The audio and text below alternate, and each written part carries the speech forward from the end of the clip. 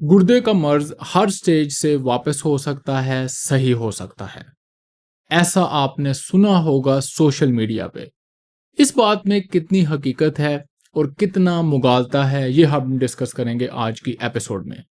लेकिन उससे अहम बात यह है कि जब आपको असल सच्चाई का पता चलेगा तो आपको अंदाज़ा होगा कि हमारी इस कंफ्यूजन की वजह से ना सिर्फ मरीज परेशान होते हैं और सफ़र करते हैं, बल्कि हमें कम्युनिटी वाइज और पूरी नेशन वाइड नुकसान हो रहा है।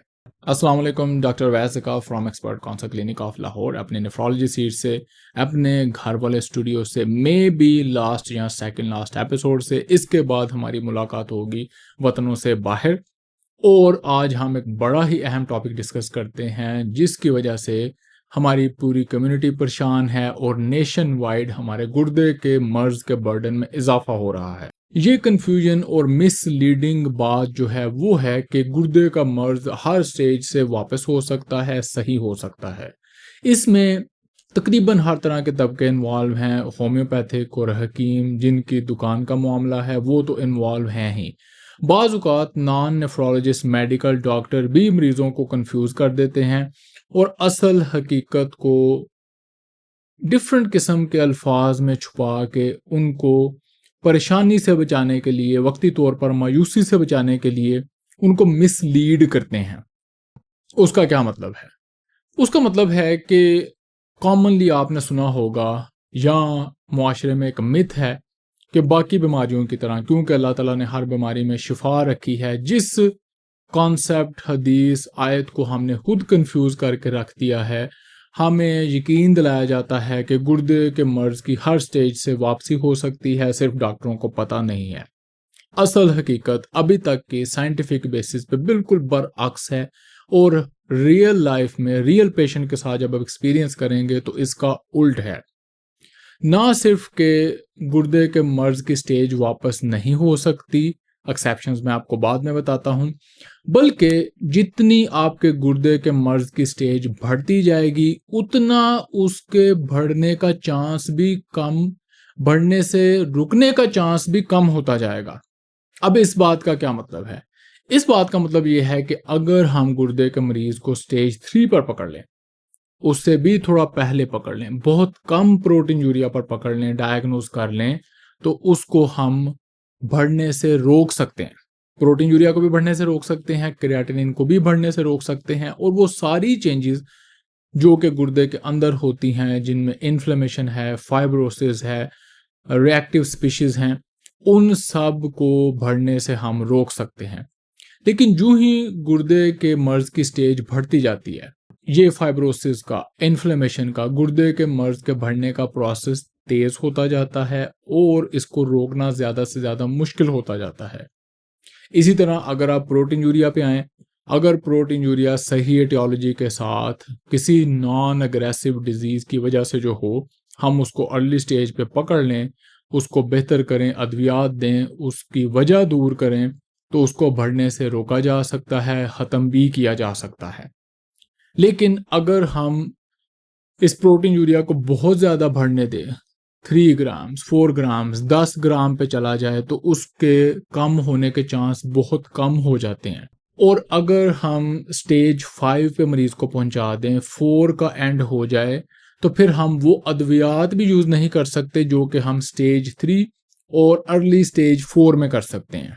उसकी क्या वजह है? उसकी वजह यह है कि इस स्टेज पे ये अद्वियात ना सिर्फ काम नहीं करती, बल्कि ज़्यादा इनके एडवर्स इफ़ेक्ट्स होते हैं। अगर किसी ने पोटेशियम बढ़ाना है, क्रिएटिनिन बढ़ाना है थोड़ा सा, तो वो ज़्यादा खराबी हो जाती है, इलेक्ट्रोलाइट्स ज़्यादा डिस्टर्ब हो जाते हैं, गुर्दे की मैनेज करने की कैपेसिटी पहले ही बड़ी कम होती है, और इन अद्वियात की वजह से वो लेवल और डिस्टर्ब हो सकता है।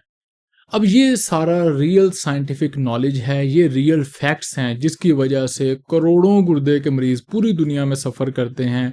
वो गुर्दे के मर्ज में मुब्तला होते हैं, उनकी स्टेज बढ़ती जाती है और वो फाइनली डायलिसिस या ट्रांसप्लांट पे जाते हैं, जो कि किसी भी नेशन पे, किसी भी कम्युनिटी पे एक बहुत बड़ा बर्डन और मुश्किल वक्त होता है। मरीज पर तो होता है, लेकिन जो रियल कम्युनिटीज़ होती हैं जो कि अपने सिटीज़न के बारे में सोचती हैं, उनको पता होता है कि इससे باقی کمیونٹی پہ بھی برڈن پڑ رہا ہے، ان کے ریسورسز بھی یوز ہو رہے ہیں. تو اب اس کا حل کیا ہے؟ اس کا حل ہے کہ کیا وہ ہومیوپیتھک میڈیسن یا حکیموں کی میڈیسن یوز کرنی شروع کر دیں. وہ ان کو پتا ہے کہ کام نہیں کرتی، نہیں تو وہ ضرور انڈیا سے آیورویدی اٹھا کے لے جاتے، پاکستان سے حکیم اور ہومیوپیتھک کو اٹھا کے لے جاتے اور ان کو بلینز آف ڈالرز دیتے.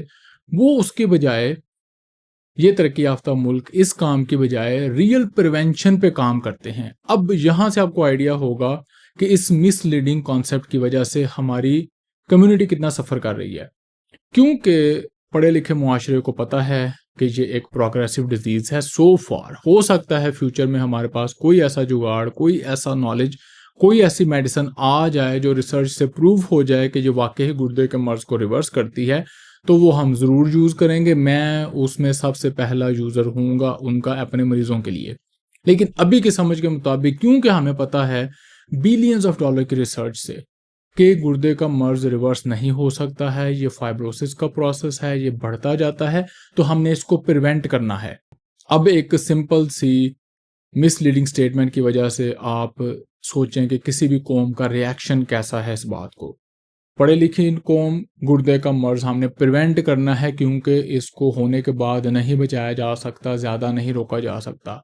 جاہل قوم، او ہون دیو جی جو ہوندا ہے، اللہ نے ہر چیز چ شفا رکھی دیے، ادا بھی کوئی دوائی نکل آئے گی، اور ہم اس کو جانے دیتے ہیں. اور پھر جب سٹیج 5 پہ میرے پاس روزانہ کے 2 مریض نئے میسیجز کے ساتھ آتے ہیں، جب میں ان کو ریکمینڈ کرتا ہوں کہ میں آپ کے لیے بہت زیادہ کچھ نہیں کر سکوں گا، آپ اپنے لوکل نیفرولوجسٹ کو چیک کرائیں، تو پھر وہ غصے میں آ کے پوچھتے ہیں کہ اتنی ترقی کے باوجود سٹیج 5 کی ٹریٹمنٹ کیوں نہیں ہے؟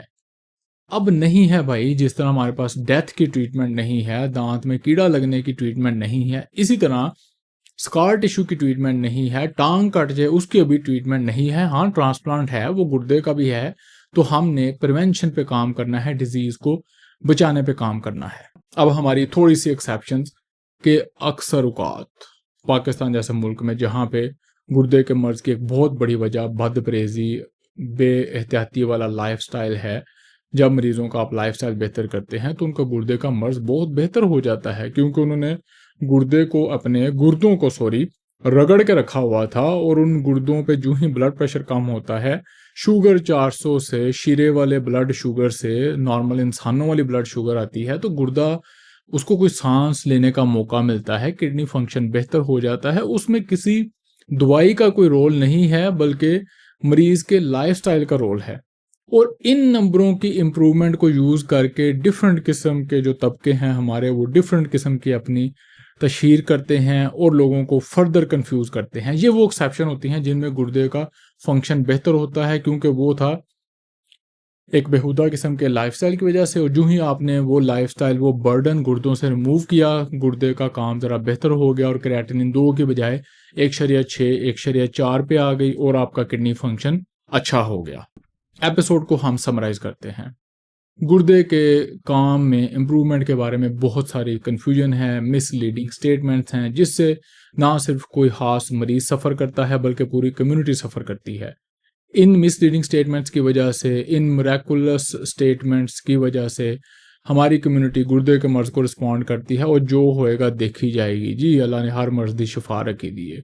جو پڑھے لکھے معاشرے ہیں، بے شک وہ مسلمان ہیں جو اللہ پہ بلیو کرتے ہیں، بے شک وہ جو غیر مسلم ہیں وہ کوئی عقل اور لاجک سے کام لیتے ہیں، اللہ کی دی ہوئی عقل اور لاجک سے کام لیتے ہیں، اور پریونشن پہ کام کرتے ہیں، کیونکہ ان کو پتا ہے، وہ ریالٹی کو مانتے ہیں کہ یہ مرض کیونکہ بڑھتا جانا ہے، ہم اس کو پریونٹ کرتے ہیں، اس کو ہونے سے بچاتے ہیں. اسی لیے ساری ریسرچ، ساری ادویات، سارے ٹیسٹ گردے کے مرض کی پریونشن پہ فوکسڈ ہیں.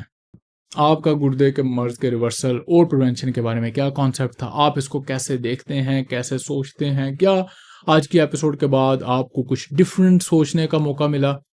ان سب کامنٹس کا آپ نے رپلائی کرنا ہے، اپنی اوپینین کا اظہار کرنا ہے ایک سینٹنس میں، سمپل الفاظ میں، جو کہ باقی مریضوں کو بھی سمجھ آ سکے اور مجھے بھی اس کا جواب دینے میں آسانی ہو. اور ملاقات ہوگی اگلی ایپیسوڈ میں. اللہ حافظ.